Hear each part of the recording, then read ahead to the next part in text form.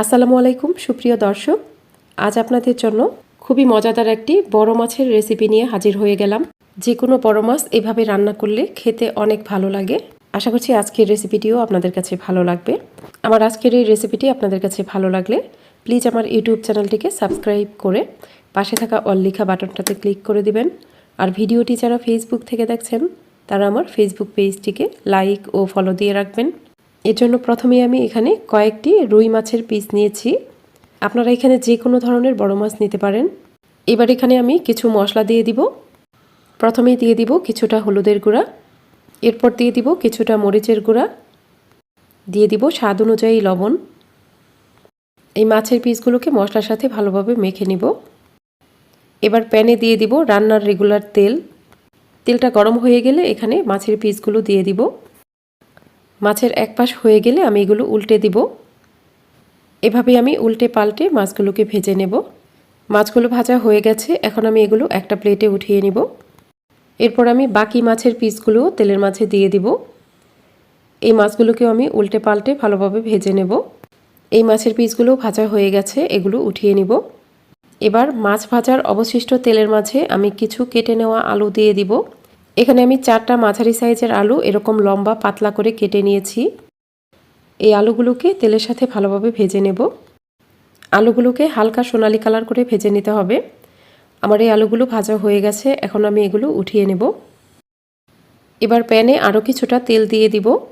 তেলটা গরম হয়ে গেলে এখানে উঁচু করে 2 চা চামচ ও আধা চা চামচ পেঁয়াজ বাটা দিয়ে দিব। এরপর দিয়ে দিব হাফ চা চামচ পরিমাণ রসুন বাটা। আজকের এই মাছ রান্নায় আমি সব বাটা মশলা ব্যবহার করব, এখানে কোনো কাটা মশলা ব্যবহার করব না। এই পেঁয়াজ ও রসুন বাটাটা আমি ভালোভাবে কষিয়ে নিব। এবার আমি এখানে কিছু কাঁচামরিচ দিয়ে দিব। আমি কাঁচামরিচের মাঝের অংশটা একটু ভেঙে নিয়েছিলাম। এই কাঁচামরিচগুলোকে আমি পেঁয়াজ ও রসুন বাটার সাথে খুব ভালোভাবে নেড়ে চেড়ে কিছুক্ষণ কষিয়ে নিব। আমার এই মশলাগুলো ভালোভাবে কষানো হয়ে গেছে। এখন আমি এখানে গুঁড়া মশলা অ্যাড করব, তাই এখানে আমি কিছুটা পানি দিয়ে দিব। এখন আমি এখানে দিয়ে দিব হাফ চা চামচ পরিমাণ হলুদের গুঁড়া, স্বাদ অনুযায়ী মরিচের গুঁড়া দিয়ে দিব। এরপর দিয়ে দিব হাফ চা চামচ পরিমাণ ধনিয়ার গুঁড়া, দিয়ে দিব হাফ চা চামচ পরিমাণ জিরার গুঁড়া, এরপর দিব স্বাদ অনুযায়ী লবণ। এবার এই মশলাগুলোকে খুব ভালোভাবে নেড়ে চেড়ে মিশিয়ে নেব। আমি এখানে কিছুটা পানি দিয়ে মশলাটা ভালোভাবে কষিয়ে নিব। এই মশলাটাকে অবশ্যই ভালোভাবে কষিয়ে নিতে হবে। মশলাটা যখন ভালোভাবে কষানো হয়ে যাবে, দেখুন মশলা থেকে যখন এরকম তেলটা বের হয়ে আসবে, তখন আমি এখানে ভেজে নেওয়া আলুগুলো দিয়ে দিব। এই আলুগুলোকে মশলার সাথে কিছুক্ষণ একটু ভালোভাবে নেড়ে নিব। আলুগুলোকে মশলার সাথে কিছুক্ষণ একটু নেড়ে নেওয়ার পর আমি এখানে কিছুটা পানি দিয়ে দিব। এরপর প্যানটা ঢেকে দিব। কিছুক্ষণ পর ঢাকনাটা খুলে নিব। এই আলুগুলো প্রায় সেদ্ধ হয়ে গেছে। এখন আমি এখানে পানি দিয়ে দিব। এখানে আমি 3 কাপ পরিমাণ গরম পানি দিয়ে দিব। অবশ্যই চেষ্টা করবেন গরম পানি দিতে। আর এখানে আপনারা পানির পরিমাণটা কম বেশি করতে পারেন। এবার প্যানটা ঢেকে দিব। তরকারিতে যখন খুব ভালোভাবে একটা বলক চলে আসবে, তখন ঢাকনাটা খুলে নিব। এ পর্যায়ে আমি এখানে কিছু টমেটো দিয়ে দিব। আমি এখানে 2টা বড় সাইজের টমেটো কিউব করে কেটে নিয়েছি।